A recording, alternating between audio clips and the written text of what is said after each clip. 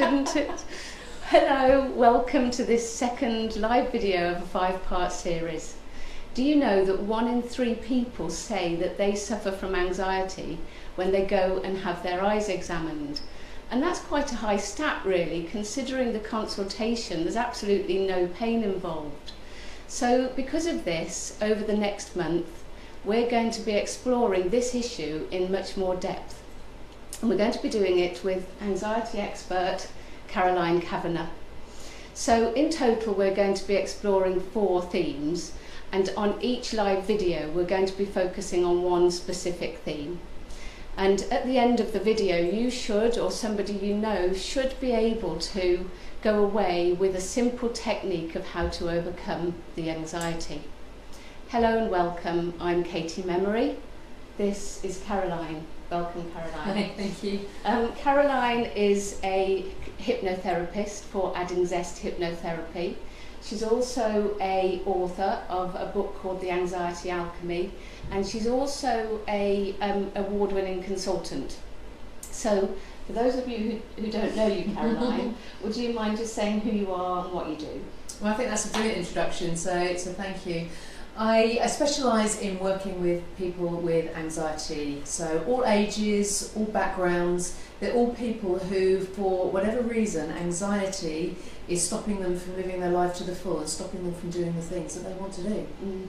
Gosh, so digging deeper into the actual survey that we did, one of the anxieties was this close contact that people have when they come to the optometrist. And personally, I think this is a really valid reason to feel anxious, because after all the optom does get very, very close. The reason is because they have to look through the pupil, and the closer you get, the better view you get of the inside of the eye, so it's all very logical. But nonetheless, it's so close, it's actually closer than what is considered normally socially acceptable. Absolutely. So is this a valid concern, do you think? Yeah, it's absolutely, and this first came on my radar when I actually brought my own teenage daughter here, and teenage anxiety is a real passion of mine. And I could see that she was getting really quite stressed as the optometrist, who happened to be a man, was getting very close to her. And as she came out from the consultation, she said, Mum, I really didn't like that at all. And because it is a very real fear, we develop as a society societal rules. And one of those many rules that we have is all about personal space. And that's culturally inbound. So we as very reserved English tend to have quite a large personal space. And if someone comes into that, even if it's with some consent, it feels really uncomfortable. And it's that discomfort that sets off the anxiety, because anxiety is just a natural reaction to vulnerability. Yeah. And so, and especially for teenagers, that anxiety is heightened because they don't have perhaps the experience of intimate relationships that adults do, where people will get very close to you. Yes. And so it's something that I just thought, wow, is there a lot of teenagers out there that are not getting eye tests because of this very real fear? Sure, yes, okay.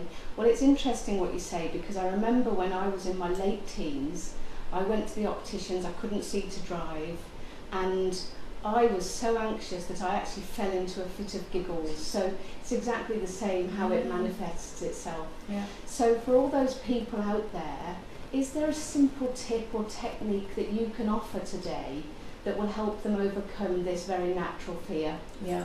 So last week we spoke about the fear of things that haven't yet happened yet. So we talked about eye disease, which it may be happening, but it's not fact. This is fact, so it requires a very different technique. And the technique is down to a design fault that we have in the brain, which is one that we can really optimise. Your brain can't tell the difference between reality and imagination. So if I was to ask you to close your eyes and think of something amazing that happened in your life, by going back to that memory, you'd also go back to some of those feelings as well. Yes. Or similarly, if I said, right, how would you feel if I put a slug in your mouth? Yes, straight away, okay, you should, oh no, don't do that. That thought straight away created a subconscious response. That's an appropriate response. Yes. And so this is the same thing.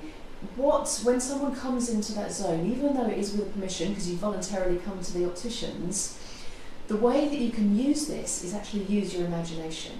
So what I teach people to do is just to have fun, let their imagination run wild. Imagine that the optometrist is Donald Duck, yes, or Scooby-Doo, yes, or if you're a lady, you might fancy having Brad Pitt very close to you. yes, Use that imagination. Just allow that imagination to run wild, and you can use your imagination with your eyes open. yes, yeah. And what will happen is, just as you reacted when I talked about putting a slug in your mouth, your body will have a different chemical reaction when you think about Donald Duck being close to you, yes, or Mickey Mouse, or whomever it may be. Yeah. So using that power of visualisation is phenomenally powerful. The Optom doesn't know what you're doing. No. And if you do, have a bit of a giggle about it, do you know that's fine? Yes. It's yes. absolutely fine. I'm sure the Optom would much rather have someone giggling yes. than someone that's backing away from them through complete fear. Yes, and I think from what I have been told by the optometrists that work here, those kind of reactions like giggling are quite common. Absolutely. And they're quite used to it. Yeah. And actually there is this common thing where people are both getting into each other's personal space. Yes. So, yeah, very interesting. So, as Caroline says, imagine some kind of person, whether it's a fantasy creature or a cartoon character. Think about them to do away with that anxiety, and that should really help. So if you'd like to know more about Caroline, pop onto her website. That's www.addingzest.com. If you'd like to know more about eye exams, eye health or spectacles, pop onto memoryopticians.com. And check in with us next week, where we talk about anxiety around having to wear spectacles. And finally, just a massive thank you to Caroline. My pleasure. Thank you. All right. Thank you.